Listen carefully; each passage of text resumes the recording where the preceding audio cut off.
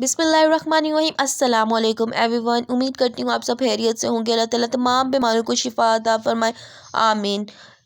तो आज इस वीडियो में मैं आपके साथ जिस मैडिसिन का रिव्यू शेयर करने वाली हूँ, आप अपनी स्क्रीन पर देख भी सकते हैं।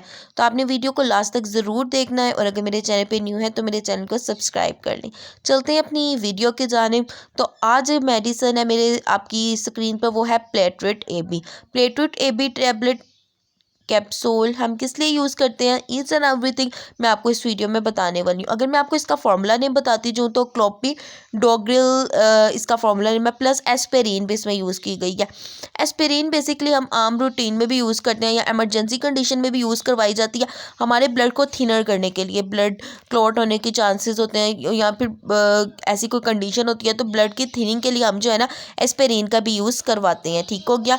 हम इसकी अगर मैं आपको नेक्स्ट इंडिकेशंस बताती जाऊँ, मीन्स टू से कि यूजेस बताती जाऊँ यहाँ पे, तो इसके यूज़ हमारे पास के एथेरोस्क्लेरोसिस में हम इसको यूज़ करते हैं। एथेरोस्क्लेरोसिस बेसिकली हमारे पास कहते हैं हमारे जो ब्लड वेसल्स है उसमें प्लैक बिल्डअप हो जाता है।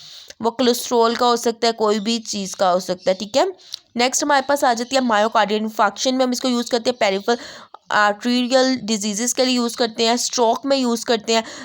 पेरिफेरल आर्टीरियल डिजीज़ या पेरिफेरल वैस्कुलर डिजीज़ का क्या मतलब है कि हमारे जो हाथ है और पाँव है वहाँ पे प्रॉपर ब्लड सप्लाई नहीं मिल रही होती। स्ट्रोक का क्या मतलब होता है, interruption of blood in the brain.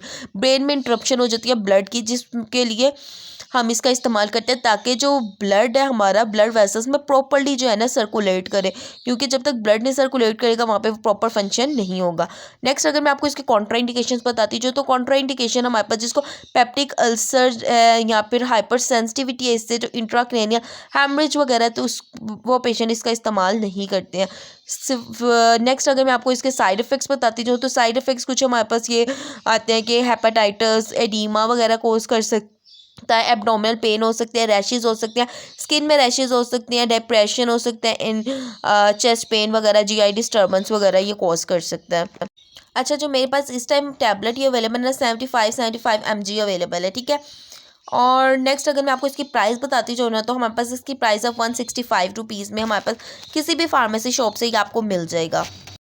जो दिल के मरीज़ होते हैं वो इस मेडिसिन का इस्तेमाल करते हैं। इसके अलावा जो है हार्ट अटैक से रोकने के लिए भी इसका इस्तेमाल किया जाता है।